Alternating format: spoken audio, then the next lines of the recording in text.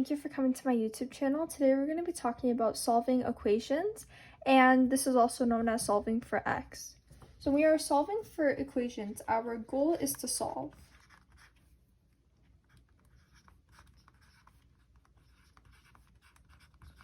Which basically means we want to find the value of a variable.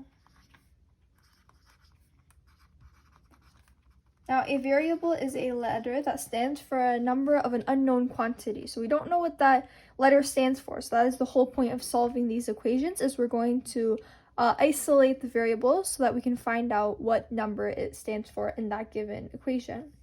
So the first type of equations we're going to go through are called one-step equations.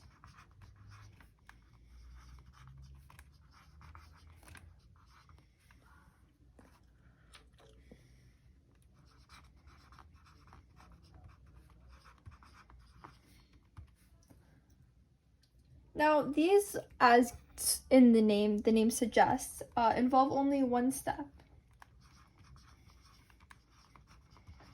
And they require you to ask yourself a question, which is, what is being done to the variable?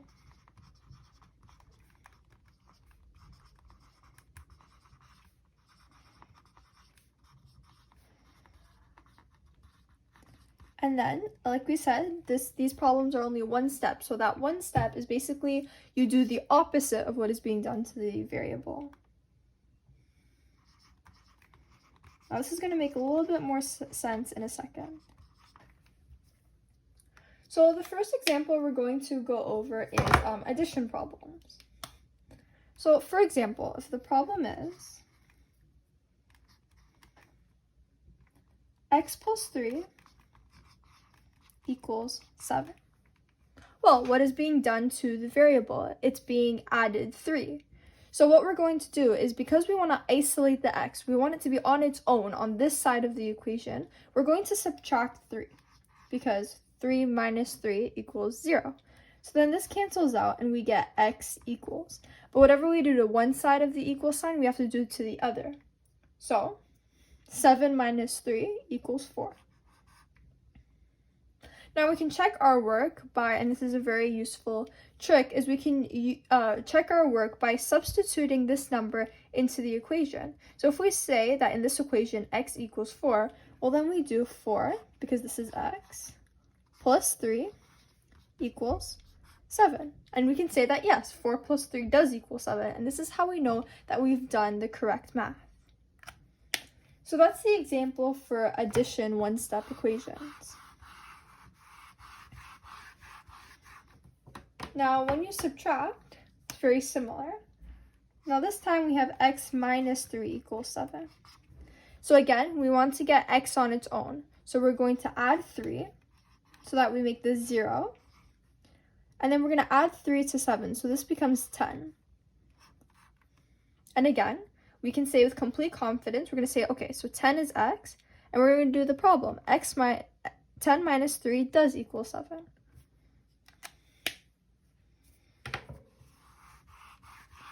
So we know that addition and subtraction are opposites, and if we want to cancel an addition problem, we subtract, and if we want to cancel a subtraction problem, we add. Now, multiplication and division are also opposites of each other.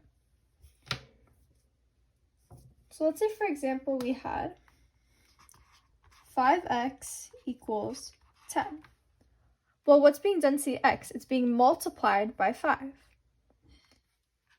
So what's the opposite of multiplication? It's division. So we're going to divide this by 5. That's just a fraction symbol. Fraction basically means to divide two numbers. So we're going to do the same thing to here. So 10 divided by 5 equals 2. So x equals 2. And then we can say, okay, well, yeah, that makes sense, because 5 times 2 equals 10. So therefore, x does equal 2.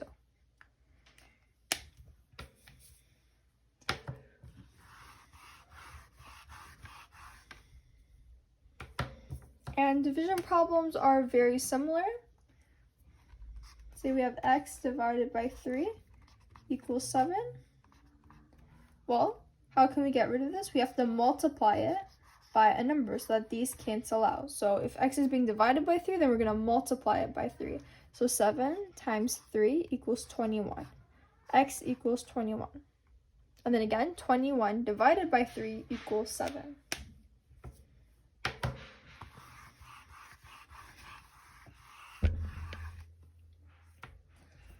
Now, two sort of processes in math that are also opposites of each other but aren't included in BEDMAS are the squared and the square root. So the squared and the square root are opposites of each other.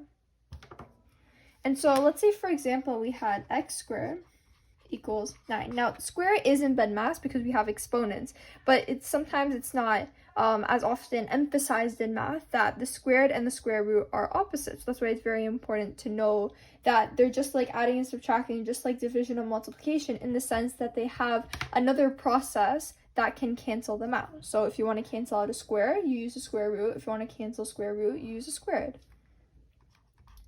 So, like we said, the opposite of the squared is the square root. So we would do 9 squared, which would mean x would be equal to 3. Now we can do 3 to the power of 2, and we can say that, yes, this equals 9. Because when we multiply 3 by itself 2 times, it equals 9.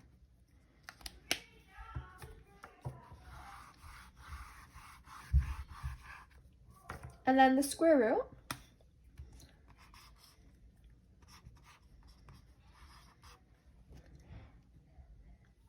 we're going to square 9, and this equals to 81, which means x equals 81. And if you plug it into your calculator, do the math, you can see that the square root of 81 is in fact 9.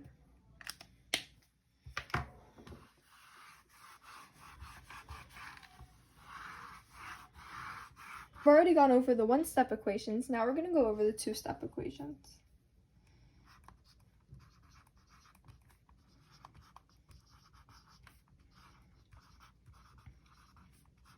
Now, as it says in the name, there are 2 steps in this. We're either going to add or subtract.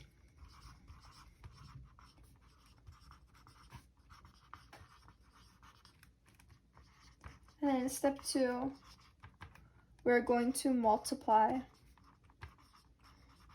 or divide. So an example of this would be 3x plus 2 equals 32. All right, now this looks a bit complex because we have multiplication here and we have addition here. So we're going to go to step 1 and we're going to either add or subtract. Well, if we want to cancel the 2 and want to isolate the x, to cancel the 2, we have to subtract. So we would do 32 minus 2 and we'd get 30. Okay, so 3x equals 30. And then we do 30 divided by 3, which equals 10. And then again, you can always plug in the number. So 3 times 10 equals 30, plus 2 equals 32, making the statement true.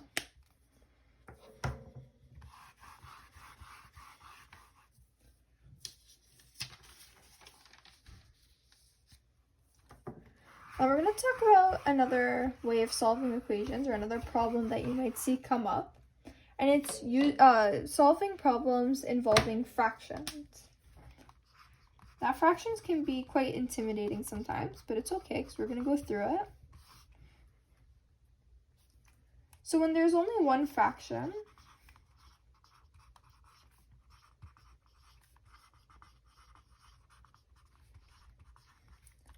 multiply both sides, because again, whatever you do to one side, you got to do to the other.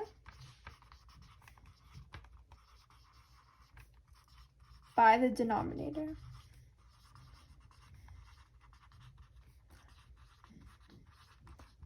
What I mean by this is, let's say we have 6 equals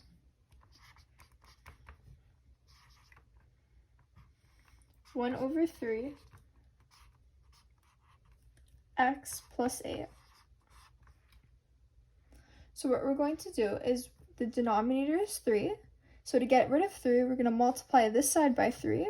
Well, okay, these cancel out. But then we have to do 6 times 3 as well. So 6 times 3 would be 18. Which would then equals x plus 8. Because when you take out the 3, you're just left with the numerator of 1. And 1 times anything is just itself. So then you're going to do 18 minus 8 again, because we're going to do the opposite of this operation. So 18 minus 8 equals 10.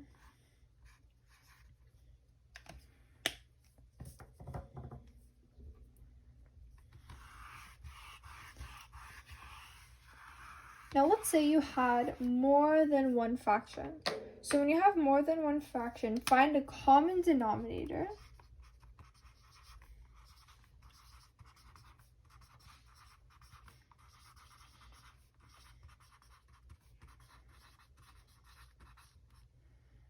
And multiply each term by that.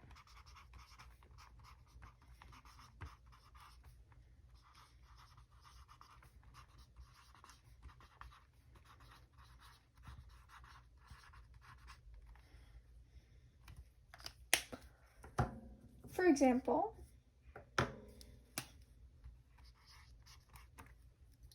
k plus 2 divided by 3 is equal to k minus 4 divided by 5.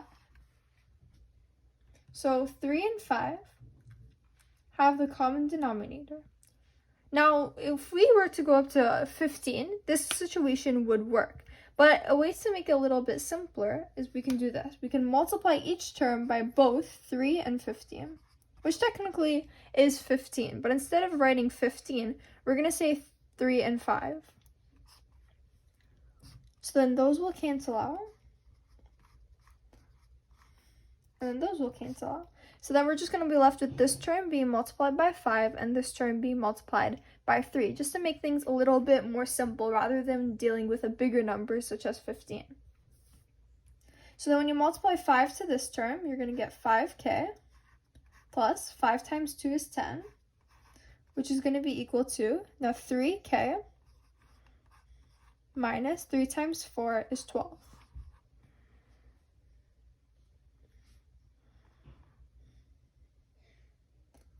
Now we're going to get both terms with the variable on the same side.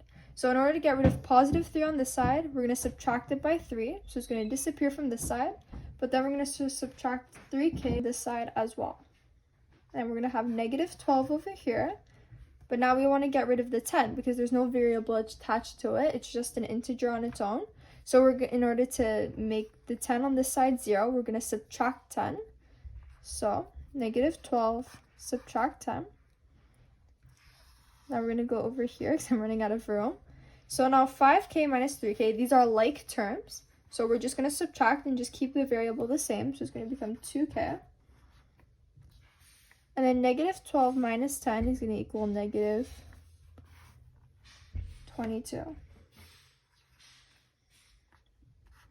Now negative 22 divided by 2, now we're going to just solve this as a one-step equation. It's going to be negative 11.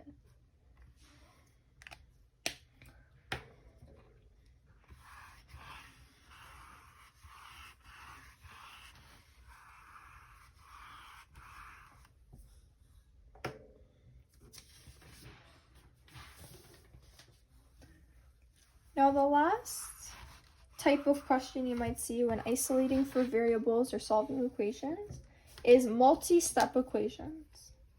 Now our goal stays the same. We still want to solve for x or whatever variable you have.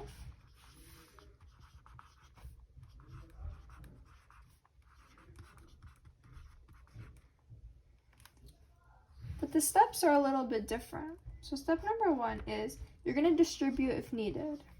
Step number 2 is collect like terms.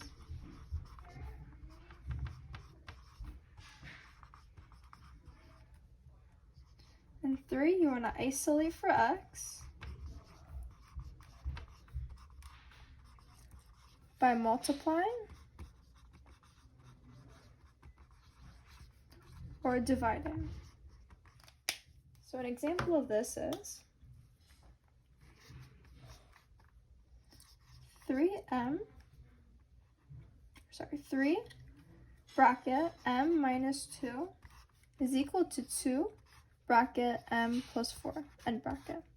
So we're going to distribute, so 3 times m, 3m, 3 times negative 2 is negative 6, 2 times m is 2m, 2 times positive 4 equals positive 8.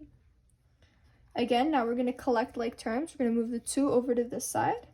So 3 minus 2 is going to equal m. And then we're going to move the 6 over to this side. So it's going to become positive 6. So positive 8 plus 6 is going to equal 14.